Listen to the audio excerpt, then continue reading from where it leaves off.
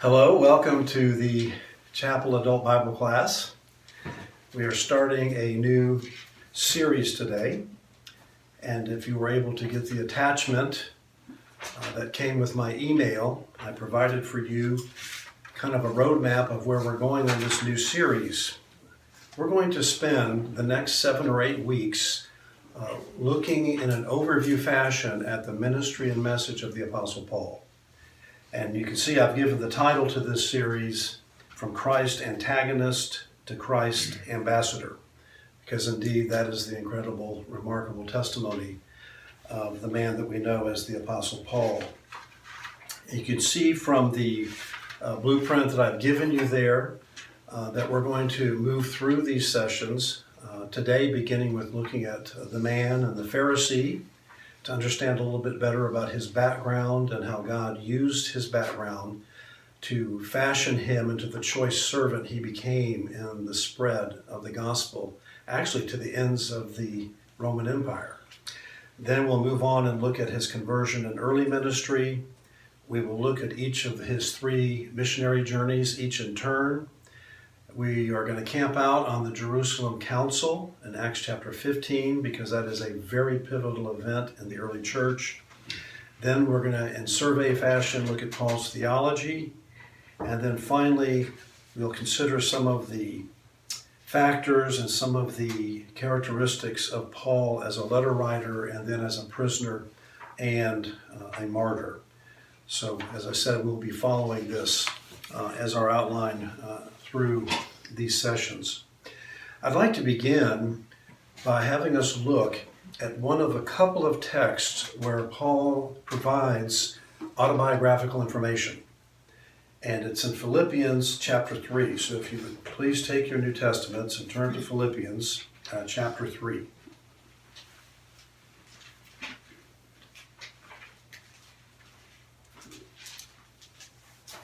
I'm actually going to break in mid-sentence on a warning he's giving about being aware of the dogs in verse 2. And then beginning in verse 4, he goes on to say, although I myself might have confidence in the flesh, if anyone else has a mind to put confidence in the flesh, I far more, circumcised the 8th day, of the nation of Israel, of the tribe of Benjamin, a Hebrew of Hebrews, as to the law, a Pharisee, as to zeal, a persecutor of the church, as to the righteousness which is in the law, found blameless. And so this, as I said, is one of those occasions where he provides a little bit of information about his background. And we see here he's setting forth some of the, shall we call them assets or advantages that he has had as an individual. Some of these advantages he inherited, and some of the others he attained. And I want you to just go through each one and look at it and say a few things about each thing that he lays out here, beginning in verse 5. He mentions that he was circumcised on the 8th day, which of course was in accordance with Old Testament law, that all males were to be circumcised, born into Jewish families, and they were to wait until the 8th day to do that. This shows that he was not a proselyte who came into Judaism, but rather he was born to Jewish parents. Next, he mentions that he is of the nation of Israel. Now, you'll recall, looking at the descendants of Abraham, that Ishmaelites, they associated themselves and traced their background to Abraham. Isaac, because of his son Esau, the Edomites traced their background to Edom. But Paul was a descendant of Jacob. And of course, Jacob's name was changed to Israel. And so he's making it clear just how pure, if I can use that word, not ethically, but how ethnically pure he was as a Jewish man. But he goes on to say, that wasn't enough. He goes on to say that he was from the tribe of Benjamin. And by saying he was from the tribe of Benjamin, that was kind of a badge of being somewhat elite. Because amongst the 12 tribes of Israel, Benjamin played a very unique role. You'll remember that Benjamin was the child of Jacob and his well-loved wife, Rachel. Of the 12 patriarchs, Benjamin was the only one who was born in the Promised Land. It's from the tribe of Benjamin that Israel's very first king arose. That would be Saul, which was the Hebrew name given to Paul when he was born by his parents. When they returned from exile, they being the Israelites, when they returned from exile under Ezra, the nucleus of the reborn nation was mainly Jews from the tribe of Benjamin and Judah. And Benjamin even carried the honor that when they went into battle, the battle cry would be, "After thee, O Benjamin." It would kind of be like the equivalent of what they would do in Texas when fighting for independence from Mexico, "Remember the Alamo." Well, their cry was, "After thee, O Benjamin." So basically, Paul is setting forth that his family tree and his religion makes him pretty much what we might call a blue blood, and that he had a very distinguished background. Now, his parents, to have been Hebrew of Hebrews, born of Hebrew parents, means that they had some stature with wealth and social standing. And I say that because Paul was a Roman citizen. It was not something that was purchased, not something he worked for. It was something he was born with. And he tells us that being a Hebrew of Hebrews, and in other places, in fact, if you would hold your place there in Philippians and turn over to Acts 21, we'll see there's something else he adds to his resume about his background. And in Acts 21:39, we read that Paul said, "I am a Jew of Tarsus in Cilicia, a citizen of no insignificant city. I beg you, allow me to speak to the people." And so he's acknowledging the region, Cilicia, and the very city he was born in, and then adds that little description. This was not some podunk city, but one that was really a city that was well known, and it was a significant city. In fact, Tarsus, and I gave you a map there just so you could glance at it. I know all the Bibles have maps, but sometimes it's a little hard to kind of wade your way through all the maps to find just the right one. If you start with Israel to the bottom right, everybody recognizes Jerusalem, typically. When you head north and you pass Tyre and Damascus, and if you go to the red arrow, you'll see there is Cilicia in bold print, and then the city of Tarsus. That's where Paul was born and raised in his youngest years.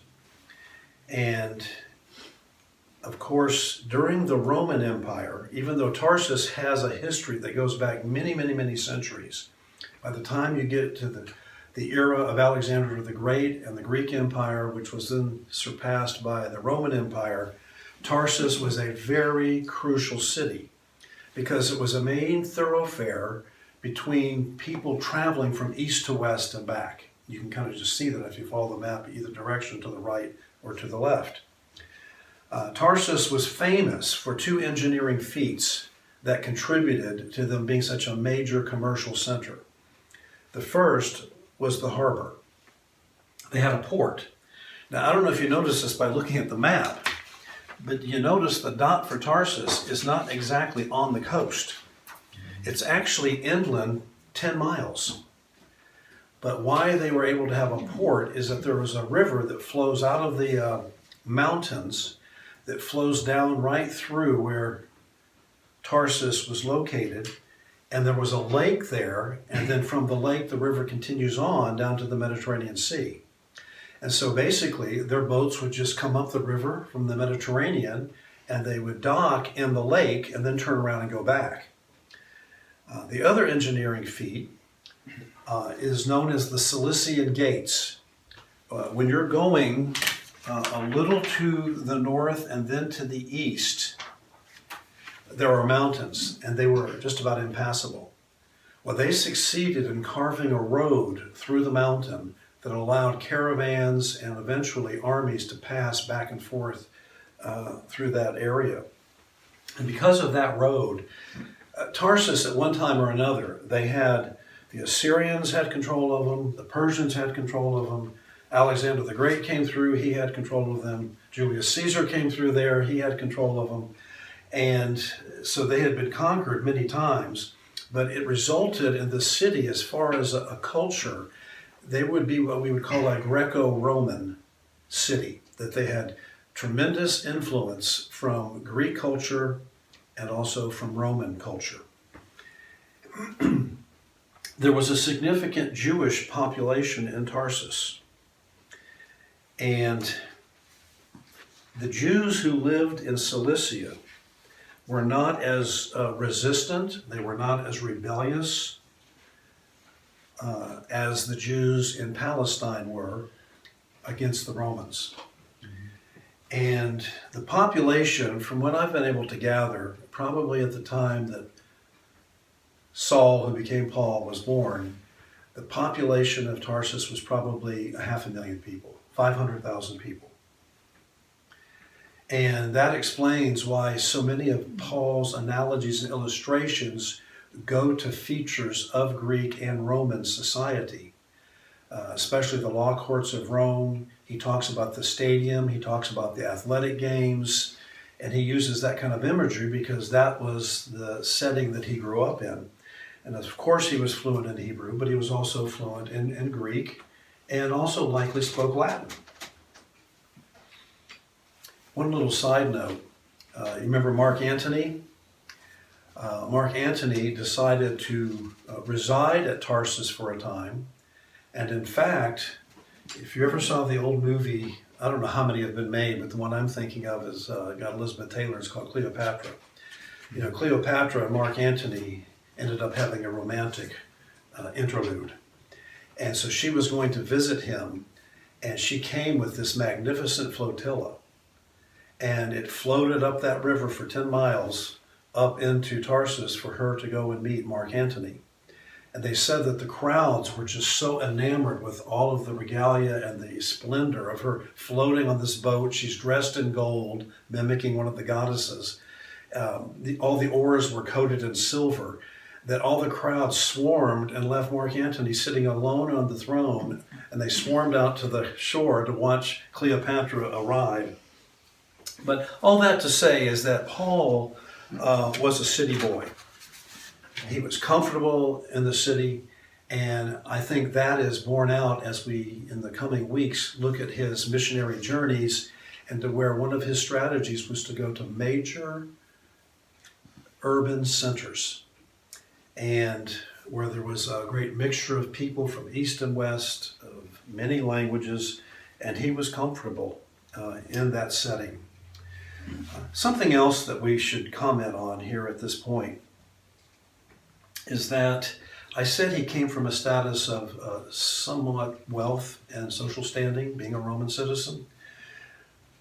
He also was a tent maker, and we know that was his occupation. Now that may sound like kind of a menial occupation for someone who comes from a family of means. But the fact is, the Talmud, which is one of those ancient Jewish commentaries that help give instruction about how to interpret the Old Testament law and how to live it out, the Talmud actually gives this advice: always teach a son a clean trade, not a laborious one, such as needlepoint. Now, of course, what it means by needlepoint is someone who's really seriously sewing and not just making little trinkets to hang on the wall. But the point is, tent making was considered a respectable trade as opposed to one who would do something much more manual labor, so to speak. And at the risk of stereotyping, at least in New York City, many of the garment industry and many of the tailors and that kind of thing historically have been Jewish people. It's interesting that that is characterized. Remember in the movie Fiddler on the Roof, when the oldest daughter was getting married, I mean, remember her husband was so excited to get his first sewing machine, you know. But anyway, I digress. In trying to understand Paul,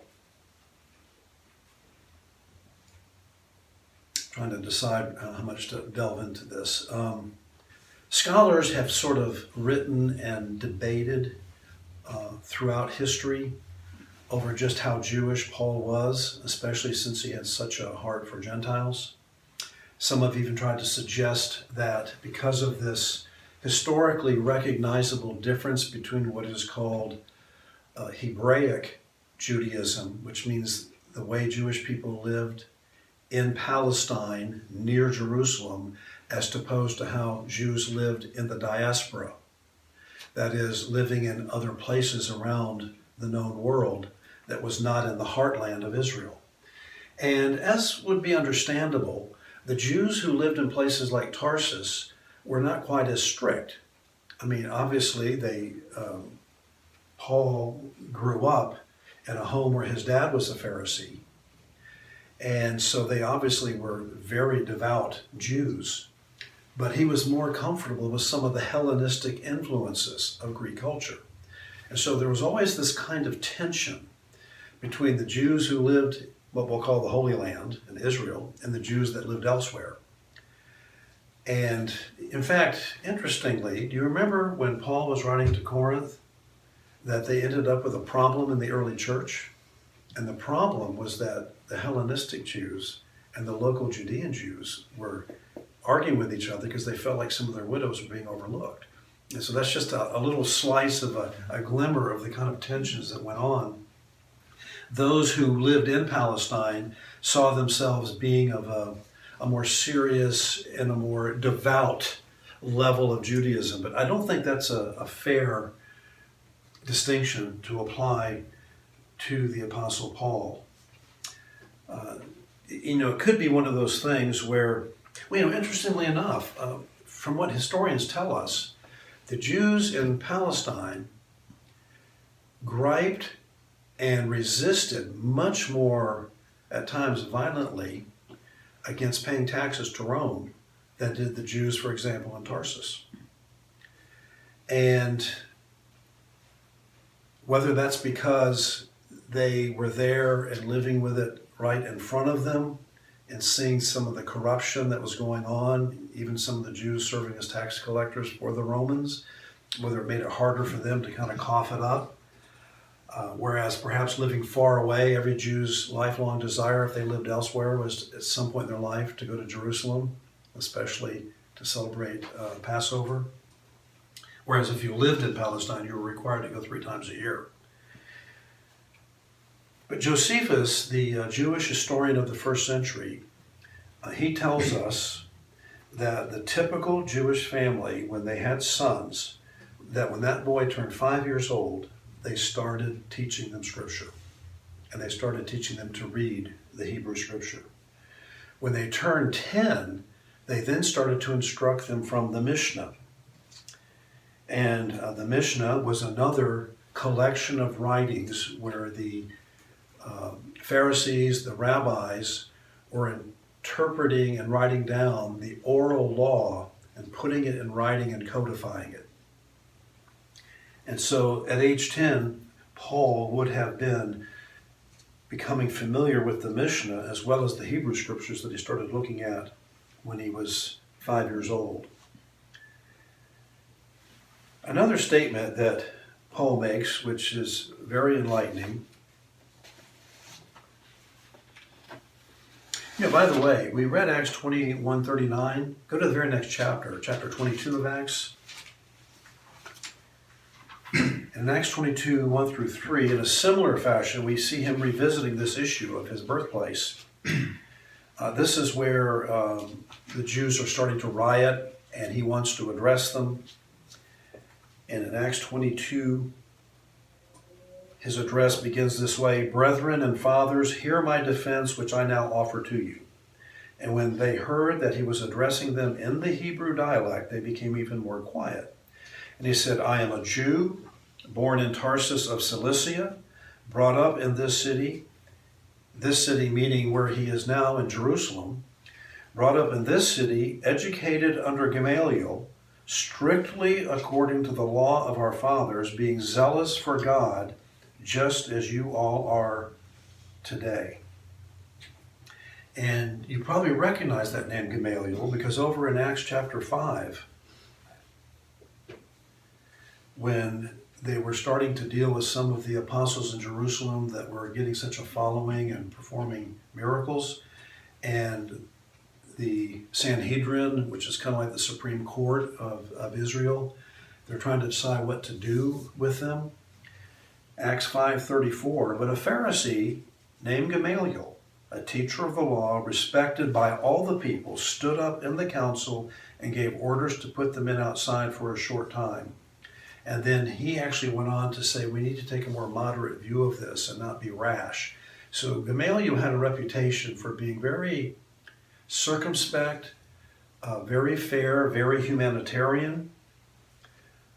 Gamaliel actually had the title in Hebrew, Has Zaken, which means Gamaliel the elder, to distinguish him from his grandson, also named Gamaliel. Both of them had served as patriarchs of the Sanhedrin. But when they were writing the Mishnah, they actually quote Gamaliel several times in the Mishnah, which was composed between the 1st and 2nd centuries by about 5 generations of rabbis over a period of 130 years. So Gamaliel was a very respected person within Judaism. But he had been beaten, he had been stoned, he had been through physical torturous experiences, shipwreck, and had all kinds of injuries along the way. And it could be that he just looked like a guy who was pretty banged up. And that may have contributed to the way people responded to his physical appearance. There's an interesting set of comments by people who were writing, as I said, those first couple of centuries after the Apostle Paul was martyred. And one of the earliest ones has this physical description of him. We don't know that this person ever saw him and whether he just gained it from someone else that saw Paul. But it's in an apocryphal book called Acts of Paul. And there he's described as a man of small stature with a bald head and crooked legs, in a good state of body, with eyebrows meeting and nose somewhat hooked, full of friendliness, for now he appeared like a man, and now he had the face of an angel. A couple of others. Another ancient apocryphal writings described him as ruddy, with the ruddiness of the skin of the pomegranate. Yet another, that he had a bald and shining head with red hair. Yet another described Paul as small, contracted, and crooked, about 4'6" tall. I'll read you one last one. Paul was a little man, crooked and almost bent like a bow, with a pale countenance, long and wrinkled, and a bald head. The one thing that seems to be consistent is that he was bald. And whether those are accurate or not, that's just of historical interest. That's what some other of the early writers have written about him. There's been question as to whether Paul was a member of the Sanhedrin, of the council, that kind of Supreme Court of Israel. They say that because it was members of the council who were present at the stoning of Stephen and who was there but Paul holding the cloaks. And was he just an observer or someone tagging along, or was he really a part of the official body? We don't know. Some scholars suggest that he could not have been a member of the Sanhedrin because from everything we can tell, Paul was not married. If we take 1 Corinthians 7, verse 8, you'll recognize it immediately as I read it. I say to the unmarried and to widows that it is good for them if they remain even as I. And he was commending singleness and not being married, because that was his status, and he was commending that to others. You know, in the book of Acts, it does mention, remember there was a plot, we'll look at this in future weeks, but there was a plot to seize him and kill him. And his sister's son, his nephew, somehow was privy to this plot amongst the Pharisees and even members of the Sanhedrin Council. And so he went to his uncle and warned him, and he was able to escape that plot. But that's the only family that we really know of him mentioning specifically. The Apostle Paul, though, is an intriguing individual. In fact, it is the view of many that next to Jesus Christ, that Paul is the most significant Christian who's ever lived. In terms of the way God used him, of course, we know out of the 27 books of the New Testament, 13 of them are written by Paul. You would be pressed to find a more cogent, systematic, thoroughly compelling presentation of the doctrines of salvation that you do in Romans. You know, some would say that that's the high watermark of the New Testament. Now, we don't pair off, you know, Jesus' words being more inspired than Paul or Peter or anyone else. All of the New Testament is inspired by God. But when we look at just what Paul did and how God used him to accomplish helping to turn the world upside down because of all the places he traveled and all the churches he planted, he was really quite an extraordinary individual. And so many of the things that he has stated, I mean, for those of us who have been students of Scripture, I mean, they're just emblazoned across the billboards of our minds. For me to live as Christ and to die as gain. Present your body as a living sacrifice. I can do all things through Christ who strengthens me. And the list just goes on and on. Of if you look up famous quotes by Paul, you're going to have a hard time looking at less than 30 or 40 of them. They're just very well-known statements that are so integral to understanding the nature of salvation and how you live out the Christian life. I don't expect two of the three of you to recognize this name because it's really going back to a pastor of a past generation. But his name was Harry Ironside, very well-known preacher. And I loved his summation of Paul, and I want to read it to you now. It is noteworthy that the Holy Spirit did not take up an unlettered fisherman or provincial Galilean to unfold his redemption plan in all its majesty and grandeur. He selected a man of international outlook, a Roman citizen, yet a Hebrew of the Hebrews, a man whose education combined familiarity with Greek and Roman lore, including history, religion, philosophy, poetry, science, together with the closest acquaintance with Judaism, both as a divine revelation and as a body of rabbinical traditions and additions to the sacred deposit of the law, the prophets, and the Psalms. This man, born in the proud educational center Tarsus of Cilicia and brought up at the feet of Gamaliel in Jerusalem, was the chosen vessel to make known to all nations for the obedience of faith the gospel of the glory of the blessed God, as so marvelously set forth in this immortal letter, referring to the book of Romans.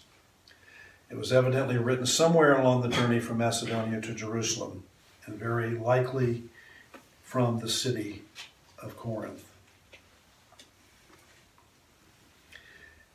Of course, questions come to mind about Paul's background and trying to understand it in light of the experiences that he had and the way he lived his life. And what I'm referring to is at times relying on making tents, going into business with Priscilla and Aquila, making tents, trying to support himself.